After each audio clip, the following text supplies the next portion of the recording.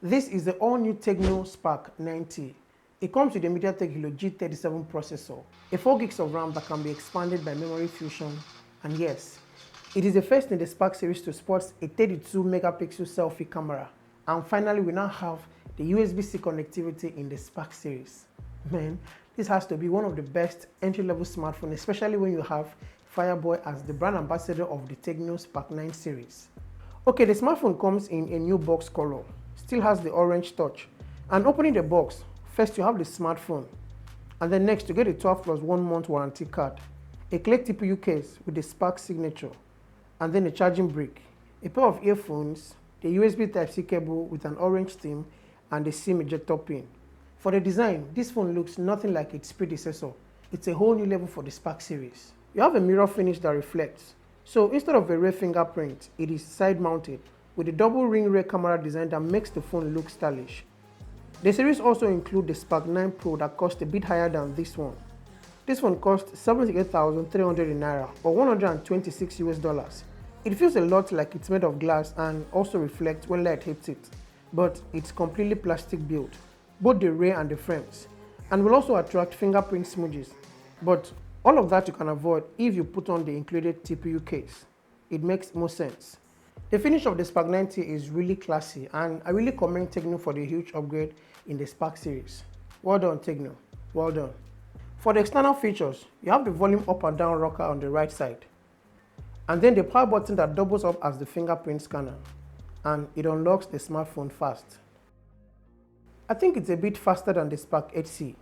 I love the responsiveness and it gets the job done. And then on the left side, you have the tray for 2 SIMs and a micro SD card. And then below you have the 3.5 headphone jack, a microphone, the USB-C port, and the speaker grill. On the display side, you have a 6.6 inches display that refreshes at 90 Hz. Check out that response. Scrolling through apps is okay on this device. You have a 90.2% screen to body ratio, and it is a 720p Full HD Plus display.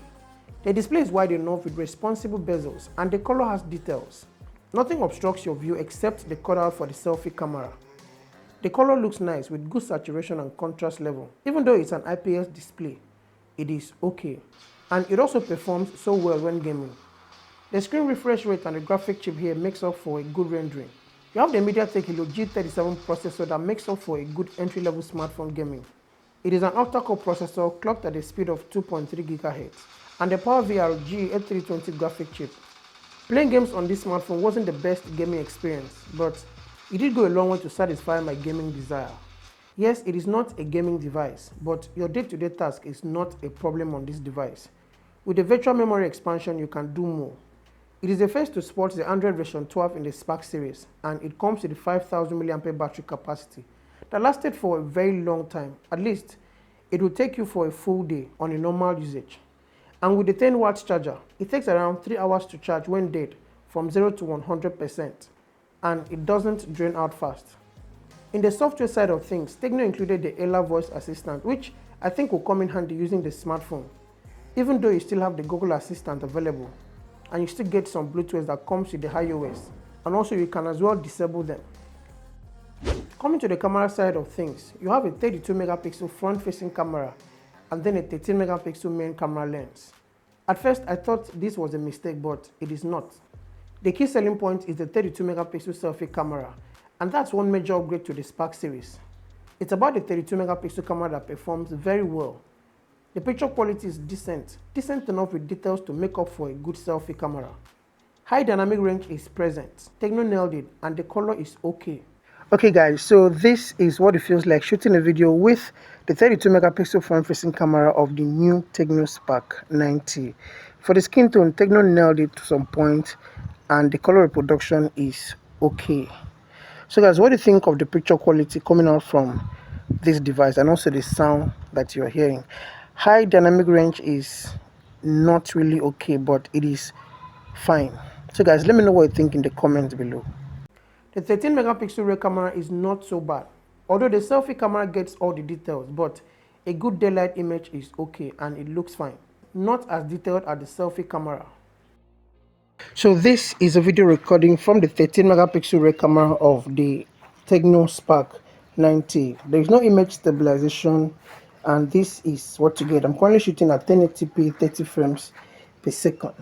So guys, what do you think of the picture quality coming out from this device? Do let me know in the comments below.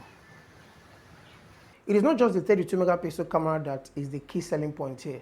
The performance also counts. At this price point, I think it is well performed. And of course, you won't want to have a good camera phone with a slow or bad performance. So guys, will you buy the Tecno Spark 90 at this price point? Please let me know in the comments below. So guys, this is my review of the Tecno Spark 90. Please share your thoughts with me in the comments. Thank you. I'll see you in the next one. Peace.